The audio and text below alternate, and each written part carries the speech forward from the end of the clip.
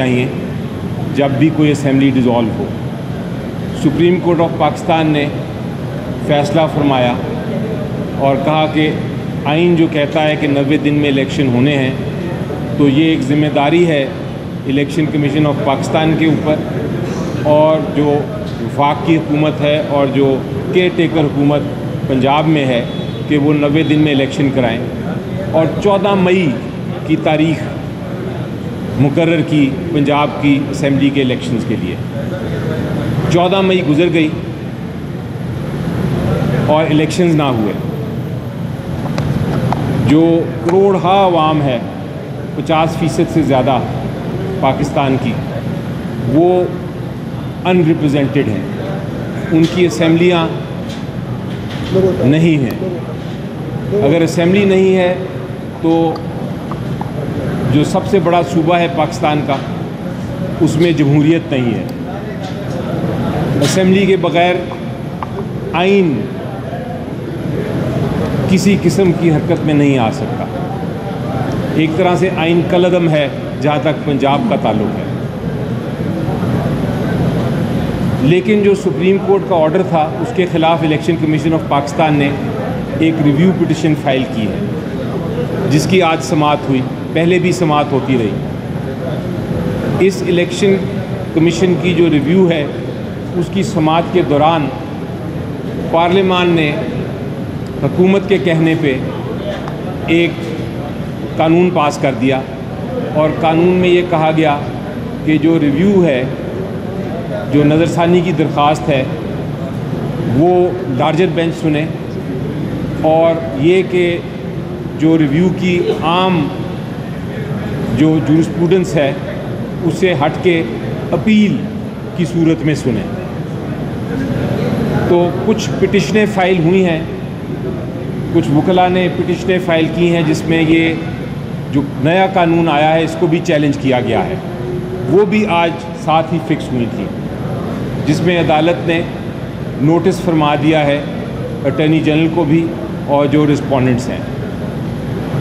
और अदालत ने ये भी कहा है कि चूँकि ये इतना अहम मामला है, रिव्यू में बहुत अहम फ़ैसले होने हैं, इसलिए हम इसमें ताख़ीर नहीं कर सकते।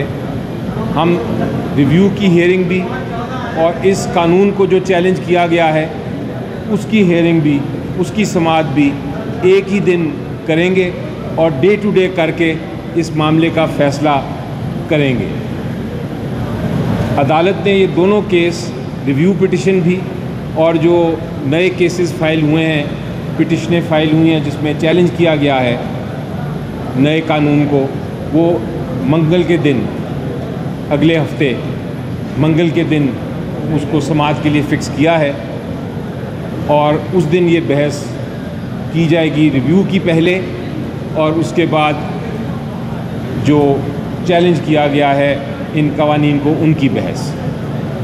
तो उम्मीद है कि आखिर में फ़तह जो है वो आइन और कानून की होगी और कौम की होगी, और हम देखेंगे कि सुप्रीम कोर्ट कोई ना कोई ऐसी ऑर्डर फरमाएगा जो कि ये जो क्राइसिस है उसका हल सामने आएगा हमारे, इंशाल्लाह।